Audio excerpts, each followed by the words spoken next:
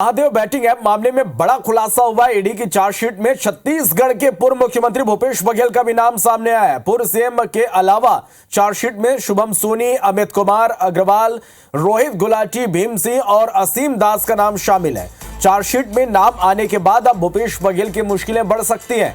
Chargesheet में बताया गया कि गिरफ्तार किए गए आरोपी असीम दास, जो इस महादेव बैटिंग ऐप के प्रमोटर के लिए कुरियर का काम करता था, उसके ठिकानों से हाल ही में करीब 5.39 करोड़ रुपए बरामद हुए। इसके बाद उसकी गिरफ्तारी हुई थी। असीम दास ने ईडी को बताया कि यह पैसा हाल ही में प्रदेश में हुए चुनाव के दौरान कांग्रेस के नेता और छत्तीसगढ़ के पूर्व सीएम भूपेश बघेल के लिए भेजे गए थे। सूत्रों के मुताबिक ईडी इस मामले में पूर्व सीएम भूपेश बघेल को समन भेजकर तलब कर सकती है। बता दें कि विधानसभा चुनाव से पहले जब छत्तीसगढ़ के पूर्व सीएम भूपेश बघेल का नाम सामने आया तो उन्होंने ईडी के आरोपों का खंडन किया था। उन्होंने कहा कि बीजेपी राजनीतिक लाभ लेने के लिए ईडी का दुरुपयोग करने में लगी हुई है। वहीं चुनाव प्रचार के दौरान खुद प्रधानमंत्री मोदी ने महादेव ऐप को लेकर कांग्रेस और भूपेश बघेल पर जमकर हमला बोला था। इधर ईडी को ऐप के संचालकों का एक बड़ा राजदार मिल गया है और उससे भी पूछताछ जारी है, जिसे 10 जनवरी को ईडी कोर्ट में पेश कर सकती है। अब इस मामले में बीजेपी कांग्रेस पर हमलावर हो गई है। इधर पूर्व सीएम भूपेश बघेल से जब इस मामले में उनकी प्रतिक्रिया जानने की कोशिश की गई तो वो कुछ भी बोलने से बचते नजर आए।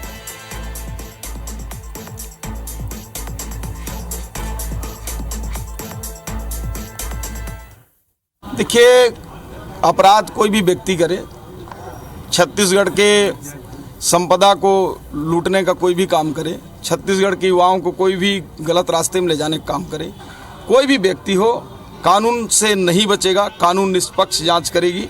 जो भी जांच में आएगा उस पर कार्रवाई किया जाएगा। जिस प्रकार से 508 करोड़ रुपये जो प्रमोटर्स ने, जो कुरियर का काम करता था, असीम दास ने दिया है, ये ईडी की और चार्जशीट में ये खुलासा हुआ है। केवल अली बाबा हैं कि उसके साथ 40 चोर भी हैं, और बिना चोर के तो ये बाबा चलते नहीं।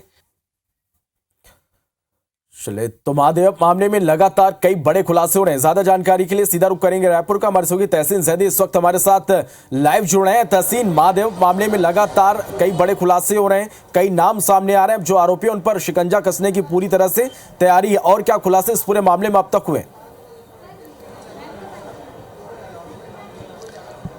देखिए, जिस तरीके से महादेव ऐप जो है वो काफ़ी बहुचर्चित रहा। इवन छत्तीसगढ़ से के एक दुर्ग जिले से जो सौरभ और रवि उपल के द्वारा जो शुरू किया गया, वो एक तरह से कह सकते हैं पूरे देश में मकर जाल की तरह फैला। उसके बाद जो है ईडी ने इसमें कार्रवाई की, कई बड़ी गिरफ्तारियां इसमें की गई। उसके बाद जो है चालान पेश किया गया ईडी के द्वारा। जो मेन जो चालान था वो अक्टूबर में पेश किया गया।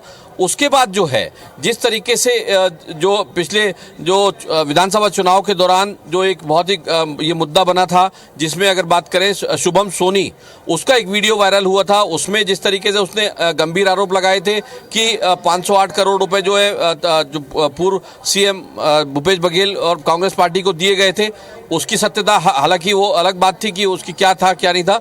लेकिन उसके बाद ईडी को एक ईमेल मिला जो कह सकते हैं कि जो वहाँ से एम्बेसी से एफिलेटेड होके आया था वहाँ से। उसके बाद उस पर जब जांच शुरू की गई ईडी के द्वारा, जो अभी तक ईडी के लोग जो बता रहे हैं कि उसमें जो जांच की गई उसमें ये पाया गया कि ये पैसे का लेन देन उसमें हुआ था और वो सही बोल रहा है। तो उसके आधार पे ही जो अभी सेकंड जो परिवाद दायर किया जो ईडी ने अभियोजन परिवाद जो दायर किया, उसमें शुभम सोनी को एक आरोपी बनाया गया। उसके साथ में कुल 5 लोगों को जो इसमें कह सकते हैं प्रथम अभियोजन परिवाद जो दायर किया था इसी रायपुर कोर्ट में, जो विशेष न्यायाधीश हैं अजय सिंह राजपूत की कोर्ट में, उनके किया था। उसमें भी अगर बात करें पूरे अगर जो 1800 पन्नों का ये परिवाद दायर किया गया था, उसमें अगर बात करें तो 61वां नंबर का जो पेज है उसमें शुभम सोनी के बयान उसमें आता है। और उसमें अगर बात करें तो वो कह रहा है कि 508 करोड़ रुपए भूपेश बघेल को और उनकी कांग्रेस पार्टी को दिए गए।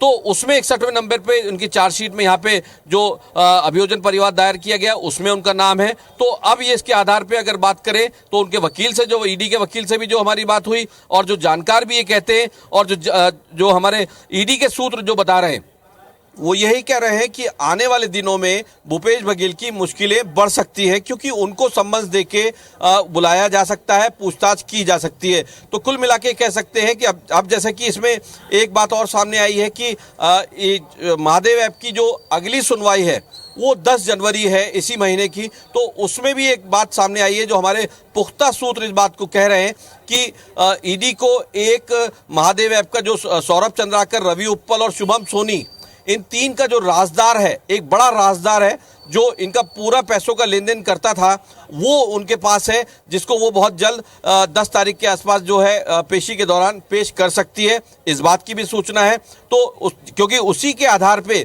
कह सकते हैं कि जिस तरीके से रेड कॉर्नर नोटिस जारी इसमें हुआ था सौरभ चंद्राकर, रवि उप्पल के खिलाफ, तो उसमें इसी के द्वारा जो इंटरपोल तलाश रही थी, तो इंटरपोल को जो किंग पिन जो लोकेशन मिली थी, जैसा कि अभी पिछले दिनों बात सामने आई है कि रवि उप्पल और सौरभ चंद्राकर, इनको वहां दुबई में गिरफ्तार कर लिया गया है। और यहां पे जिस तरीके से एक बात आपको बता दें कि IPC 24 के बाद सूत्रों के हवाले से एक पुख्ता खबर इस बात की भी है कि ईडी की जो टीम है वो एक टीम दुबई भी गई हुई है। हालांकि इसका अभी कोई आधिकारिक पुष्टि नहीं हुई है, लेकिन इस बात की पुख्ता जानकारी यहाँ पे आई है कि ईडी की एक टीम जो है वो दुबई गई है। तो इस बात से कयास लगाए जा रहे हैं कि आने वाले दिनों में रवि उप्पल, सौरभ चंद्राकर और शुभम सोनी, जिनको कि दुबई में जो है वहाँ पे उनको बिठा लिया गया है, उनको हिरासत में लिया रखा है, और जिस तरीके से रेड कॉर्नर नोटिस जारी हुआ था इंटरपोल के द्वारा, तो उसके आधार पर बहुत जल्द भारत लाया जा सकता है। तो कुल मिला के कह सकते हैं कि इस पूरे महादेव ऐप में